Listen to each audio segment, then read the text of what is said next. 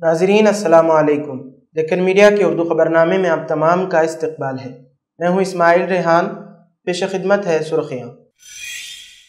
غزہ میں لاکھوں فلسطینی بھوک سے بے حال۔ اقوام متحدہ جنرل اسمبلی میں جنگ بندی سے متعلق قرارداد منظور۔ دوبارہ اقتدار میں آنے پر ہر خاتون کو ملیں گے 2100 روپے۔ اسمبلی انتخابات سے قبل کیجریوال کا اعلان۔ اگر NRC کے لیے درخواست نہیں دی تو آدھار کارڈ نہیں ملے گا، آسام حکومت کا اعلان۔ بنگلہ دیشیوں کی دراندازی پر اظہار تشویش۔ اسکولی بچوں کے جھگڑے کو فرقہ وارانہ رنگ دینے کی کوشش۔ ایاپا سوامی کے بھکتوں کا احتجاج۔ حیدرآباد کے پرانے شہر کے شمشیر گنج میں کشیدگی، پولیس کی چوکسی۔ اور اب خبروں کی تفصیل۔ اقوام متحدہ کی جنرل اسمبلی نے چہارشنبے کو ایک قرارداد کثرت رائے سے منظور کی، جس میں غزہ کی پٹی میں فوری، غیر مشروط اور مستقل جنگ بندی کا مطالبہ کیا گیا ہے۔ فلسطین میں مقامی حکام کے مطابق غزہ کی جنگ 1 سال سے بھی زیادہ عرصے سے جاری ہے اور اس میں اب تک 44,000 سے زیادہ افراد ہلاک ہو چکے ہیں، جس میں بیشتر بچے اور خواتین ہیں۔ اس قرارداد کے حق میں 158 ممالک نے ووٹ دیا، جبکہ 9 نے مخالفت میں ووٹ دیا اور 13 ارکان کارروائی سے غیر حاضری رہے۔ قرارداد کے متن میں فوری، غیر مشروط اور مستقل جنگ بندی اور تمام یرغمالیوں کی فوری اور غیر مشروط رہائی پر زور دیا گیا ہے۔ گزشتہ ماہ اسی طرح کی ایک اور قرارداد سلامتی کونسل میں پیش کی گئی تھی، جسے امریکہ نے ویٹو کر دیا تھا۔ تاہم اس قرارداد کا متن بھی تقریباً ویسا ہی ہے۔ اقوام متحدہ کے مطابق شمالی غزہ میں گزشتہ 66 دنوں سے انسانی امداد بڑی حد تک روک دی گئی ہے۔ عالمی ادارے کے مطابق اسرائیلی پابندیوں نے 65 سے 75,000 فلسطینیوں کو خوراک، پانی، بجلی یا صحت کی دیکھ بھال تک رسائی سے محروم کر دیا ہے۔ اقوام متحدہ کے دفتر برائے انسانی ہمدردی کا کہنا ہے کہ شمالی غزہ میں اسرائیل نے بیت لاہیہ، بیت حنون اور جبالیہ پر اپنا محاصرہ جاری رکھا ہوا ہے اور وہاں مقیم فلسطینیوں کو امداد سے محروم کر دیا گیا ہے۔ بیان میں کہا گیا ہے کہ تقریباً 5500 لوگوں کو بیت لاہیہ کے 3 اسکولوں سے زبردستی غزہ شہر منتقل کیا گیا ہے۔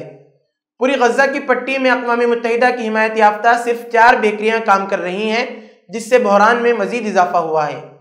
غزہ کے لیے اقوام متحدہ کے انسانی ہمدردی اور تعمیر نو کی سینئر کوارڈینیٹر سگریٹ گوگ کے مطابق غزہ میں زندہ رہنے کے لیے شہریوں کو تباہ کن صورتحال کا سامنا کرنا پڑ رہا ہے۔ انہوں نے امن و امان کی خرابی اور لوٹ مار کی طرف اشارہ کیا، جس نے انتہائی سنگین صورتحال میں اضافہ کر دیا ہے۔ فٹ بال ورلڈ کپ 2034 کی میزبانی سعودی عرب کو مل گئی۔ فٹ بال کی عالمی تنظیم فیفا نے کونسل اجلاس میں تصدیق کر دی۔ واضح رہے کہ سعودی عرب قطر کے بعد فٹ بال ورلڈ کپ کی میزبانی کرنے والا دوسرا مسلمان ملک بن گیا۔ 2034 میں فٹ بال کا سب سے بڑا ٹورنامنٹ ورلڈ کپ سعودی عرب کے 5 شہروں میں منعقد ہوگا، جہاں 15 مختلف اسٹیڈیمز ورلڈ کپ میچوں کی میزبانی کریں گے۔ اس کے علاوہ 2030 کا فٹ بال ورلڈ کپ 3 براعظموں کے 6 ملکوں میں کھیلا جائے گا۔ ورلڈ کپ کی میزبانی مراکش، پرتگال اور اسپین کو دی گئی ہے، جبکہ اسی یونٹ کے ابتدائی 3 میچز جنوبی امریکہ کے 3 ممالک پیراگوائے، ارجنٹائن اور یوراگوائے میں ہوں گے۔ جنوبی امریکہ میں ہونے والے یہ 3 میچز ورلڈ کپ کی 100 سالہ تقریبات کا حصہ ہوں گے۔ انسانی حقوق کے کارکن اور APCR کے قومی سیکریٹری کو آج بڑی راحت ملی ہے۔ دلی ہائی کورٹ کی مداخلت کے بعد دلی پولیس نے کورٹ میں یقین دہانی کرائی ہے کہ وہ ندیم خان کو گرفتار نہیں کرے گی اور اگر پوچھ گچھ کے لیے حراست کی ضرورت پڑی تو پہلے پیشگی نوٹس دیا جائے گا۔ رپورٹ کے مطابق دلی ہائی کورٹ نے بدھ کے روز ندیم خان کو دشمنی اور مجرمانہ سازش کو فروغ دینے کے الزامات سے متعلق ایک کیس میں گرفتاری سے راحت دی ہے۔ خان پر دلی پولیس نے دشمنی اور مجرمانہ سازش کو فروغ دینے کے الزام میں مقدمہ درج کیا ہے۔ رپورٹ کے مطابق جسٹس جسمیت سنگھ نے یہ بھی ہدایت دی کہ اگر دلی پولیس کو ان کی تحویل کی ضرورت ہے تو وہ انہیں تحریری طور پر 7 دن کا پیشگی نوٹس دے۔ بینچ نے مزید حکم دیا، درخواست گزار عدالت کی اجازت کے بغیر دلی NCR نہیں چھوڑے گا۔ واضح رہے کہ عدالت خان کی طرف سے 2 درخواستوں کی سماعت کر رہی تھی، جس میں تحقیقات پر روک لگانے اور ان کے خلاف فرسٹ انفارمیشن رپورٹ یعنی FIR کو منسوخ کرنے کی درخواست کی گئی تھی، جس میں دشمنی کو فروغ دینے، ہم آہنگی کو برقرار رکھنے کے لیے متعصبانہ کام کرنے، عوامی فساد اور مجرمانہ سازش کا حوالہ دیا گیا تھا۔ قبل ازیں عدالت نے خان کو گرفتاری سے عبوری تحفظ فراہم کیا تھا۔ خان کی نمائندگی کرنے والے سینئر وکیل کپل سبل نے کہا کہ خان تحقیقات میں شامل ہو گئے ہیں اور تعاون جاری رکھیں گے۔ اروند کیجریوال نے جمعرات کو مہیلا سمان یوجنا نافذ کر دی۔ جمعرات کی صبح دلی کابینہ نے مہیلا سمان یوجنا کو منظوری دی، جس کے بعد اروند کیجریوال نے اس کا اعلان کیا۔ تاہم انہوں نے واضح کیا کہ چند روز میں انتخابات کا اعلان متوقع ہے، جس کی وجہ سے رجسٹریشن شروع ہونے کے باوجود اکاؤنٹ میں رقم منتقل نہیں کی جائے گی۔ اس کے فوراً بعد ایک اور اعلان میں انہوں نے کہا کہ انتخابات کے بعد اس اسکیم کے تحت خواتین کو 2100 روپے دیے جائیں گے۔ انہوں نے کہا کہ اس اسکیم کے تحت خواتین کو رجسٹر کرنا ہوگا اور رجسٹریشن کے بعد ہر خاتون کو اس کے اکاؤنٹ میں 1000 روپے ملنا شروع ہو جائیں گے۔ کیجریوال نے مزید کہا، میں نے یہ اعلان اس سال مارچ کے مہینے میں کیا تھا اور امید تھی کہ مئی یا جون میں اس پر عمل ہو جائے گا، لیکن ایسا نہیں ہو سکا۔ الہ آباد ہائی کورٹ کے جج جسٹس شیکھر کمار یادو نے مسلمانوں کے خلاف منافرت پر مبنی بیان دے کر زبردست تنازع کھڑا کر دیا ہے۔ اب ان کے خلاف کئی محاذ پر کارروائی شروع ہو گئی ہے۔ ایک طرف سپریم کورٹ نے الہ آباد ہائی کورٹ سے پورے معاملے کی تفصیل طلب کی ہے، تو دوسری طرف ان کے خلاف کئی وکلاء بھی پٹیشن داخل کرنے کی تیاری کر رہے ہیں۔ تیسری جانب ان کے خلاف تحریک مواخذہ لانے کی تیاری چل رہی ہے۔ کانگریس پارٹی نے اس کے لیے باقاعدہ مہم شروع کر دی ہے۔ پارٹی کا کہنا ہے کہ ایک جج کو یہ زیب نہیں دیتا کہ وہ اتنے نفرت انگیز خیالات کا اظہار کھلے عام کرے۔ ان کے بیانات آئینی، قانونی اور انسانی اخلاقیات کے خلاف تھے۔ جسٹس شیکھر یادو کو ان کے عہدے سے ہٹانے کے لیے کانگریس نے اراکین پارلیمنٹ کا دستخط لینے شروع کر دیا ہے۔ اس بارے میں کانگریس رکن پارلیمنٹ وویک تنکھا نے بتایا کہ اب تک راجیہ سبھا کے 30 سے زائد اراکین کے دستخط لیے جا چکے ہیں۔ انہوں نے یہ بھی بتایا کہ پارلیمنٹ کے موجودہ سرما اجلاس میں ہی تحریک مواخذے کے لیے نوٹس دیا جائے گا، تاکہ اس ذہنیت کے افراد کو ملک کی عدلیہ سے باہر نکالنے کی کارروائی فوری طور پر کی جا سکے۔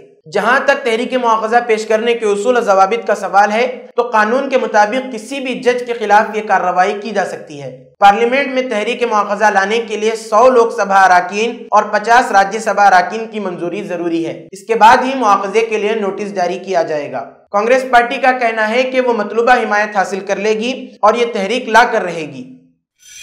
آسام کی ہمنتا بسوا حکومت نے NRC کے تعلق سے بڑا فیصلہ لیا ہے۔ وزیر اعلیٰ ہمنتا بسوا سرما نے واضح کیا ہے کہ NRC کے لیے درخواست دینا ضروری ہے۔ اس کے ساتھ ہی جنہوں نے NRC کے لیے اپلائی نہیں کیا ہے، انہیں آدھار کارڈ بھی نہیں ملے گا۔ وزیر اعلیٰ نے کہا کہ یہ فیصلہ کابینہ کے اجلاس میں کیا گیا ہے۔ کابینہ کے اجلاس کے بعد وزیر اعلیٰ نے دسپور میں ایک پریس کانفرنس سے خطاب کیا۔ وزیر اعلیٰ نے کہا کہ BSF، آسام پولیس اور تریپورہ پولیس نے کئی بنگلہ دیشیوں کو گرفتار کیا ہے۔ بنگلہ دیشیوں کی دراندازی ہمارے لیے باعث تشویش ہے۔ انہوں نے کہا کہ NRC کو مضبوط کرنا چاہتے ہیں اور BSF کے ساتھ مل کر مزید سخت اقدامات کرنا چاہتے ہیں۔ اسی سلسلے کے تحت آسام کابینہ نے آدھار کارڈ جاری کرنے کے عمل کو انتہائی سخت بنانے کا فیصلہ کیا ہے۔ مہاراشٹر میں کابینہ کی تشکیل پر تجسس برقرار ہے۔ اسی درمیان نائب وزیر اعلیٰ اجیت پوار نے جمعرات کو NCP سربراہ شرد پوار سے ملاقات کی۔ اس موقع پر ان کے ساتھ MP اہلیہ سنیترا پوار، NCP رہنما پرفل پٹیل اور چھگن بھجبل سمیت پارٹی کے دیگر رہنما بھی موجود تھے۔ اجیت پوار کی شرد پوار سے ملاقات کے بعد مہاراشٹر کی سیاست ایک بار پھر گرم ہو گئی ہے۔ دراصل اجیت پوار اپنے چچا شرد پوار کو یوم پیدائش کی مبارکباد دینے کے لیے ان کے گھر پر پہنچے تھے۔ سبھی رہنماؤں نے شرد پوار کو یوم پیدائش کی مبارکباد دی۔ یہ ملاقات دلی میں ہوئی۔ اس کے بعد میڈیا سے بات کرتے ہوئے اجیت پوار نے کہا کہ یوم پیدائش کے موقع پر انہوں نے شرد پوار کو نیک خواہشات پیش کی۔ شرد پوار 84 سال کے ہو گئے ہیں۔ اجیت پوار نے کہا کہ ملاقات کے دوران خاندانی گفتگو کے علاوہ دیگر امور پر بھی بات چیت ہوئی۔ بتایا جاتا ہے کہ یہ ملاقات کافی دیر تک چلی۔ چھتیس گڑھ کے نارائن پور ضلع میں پولیس اور ماؤ نوازوں کے درمیان انکاؤنٹر پیش آیا۔ ابتدائی اطلاعات کے مطابق یہ جھڑپ ابو جمڑ کے گہرے جنگلات میں ہوئی، جہاں پولیس فورسز اور نکسلائٹس کے درمیان شدید فائرنگ کا تبادلہ ہوا۔ اس انکاؤنٹر میں اب تک 12 نکسلائٹس کے ہلاک ہونے کی اطلاع موصول ہوئی ہے، تاہم اس کی تصدیق کے لیے مزید تفصیلات کا انتظار کیا جا رہا ہے۔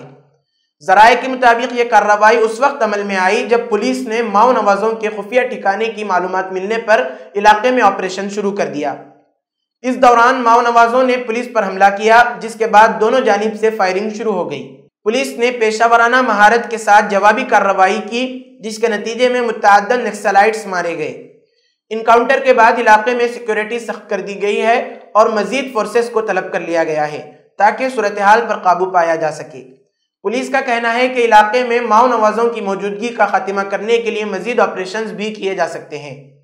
छत्तीसगढ़ में नक्सलाइट्स के खिलाफ जारी ये मुहिम तवील अरसे से जारी है और हालिया इनकाउंटर को इस मुहिम की एक अहम कामयाबी करार दिया जा रहा है। पुलिस की एक टीम ने कल रात तशद्दुद से मुतासिरा महाराष्ट्र के प्रभनी शहर में गश्त में इजाफा कर दिया है। प्रभनी में मुबैना तौर पर एक शरपसंद की जानिब से अम्बेडकर के मुजस्समे के पास रखी आइन की नकल को नुकसान पहुंचाने और तोड़फोड़ करने के वाक़ये के बाद शहर में तशद्दुद फूट पड़ा।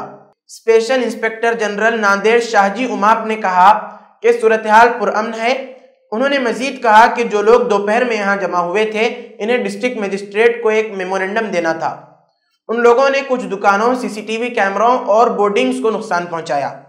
पुलिस को हालात पर काबू पाने के लिए ताकत का इस्तेमाल करना पड़ा। पुलिस के मुताबिक तकरीबन 50 अफराद को हिरासत में ले लिया गया है।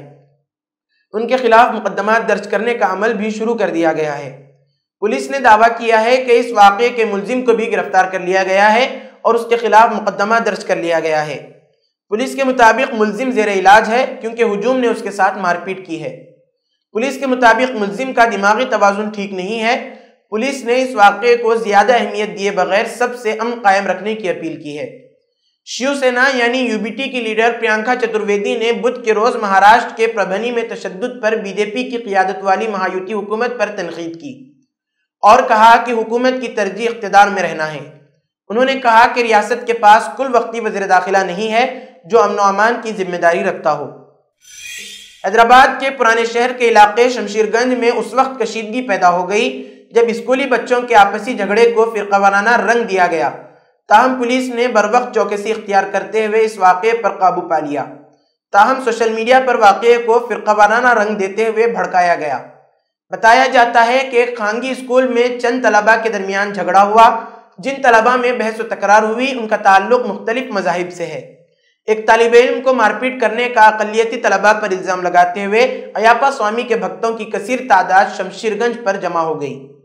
स्कूल में जबरन दाखिल हुए अक़लियती तबके के तलबा को हरासा किया गया और तलबा के वालिदैन के साथ भी मारपीट की गई।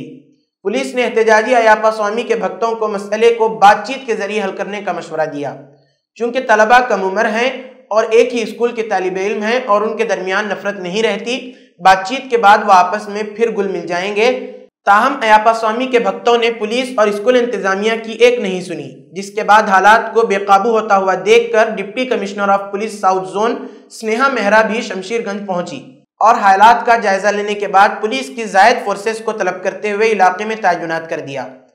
पुलिस हालात पर सख्त नज़र रखे हुए है। इलाके में सादा लिबास पुलिस को भी तैनात कर दिया गया है और तलाया गर्दी बढ़ा दी गई है। पुलिस की जानिब से सोशल मीडिया पर गहरी नज़र रखी गई है और इम्कान है कि अमन कमेटी का इजलास तलब करते हुए मामले की यकसुई की जाएगी। बावसूख ज़राए के मुताबिक शमशीरगंज में वाक़ई स्कूल में तलबा के दरमियान झगड़ा हुआ और ये स्कूल का अंदरूनी और आपसी झगड़ा समझा जा रहा है। इसी के साथ आज की खबरों का इख्तिताम होता है। कल फिर होगी मुलाकात नई खबरों के साथ। दीजिए इजाज़त। अल्लाह हाफिज़।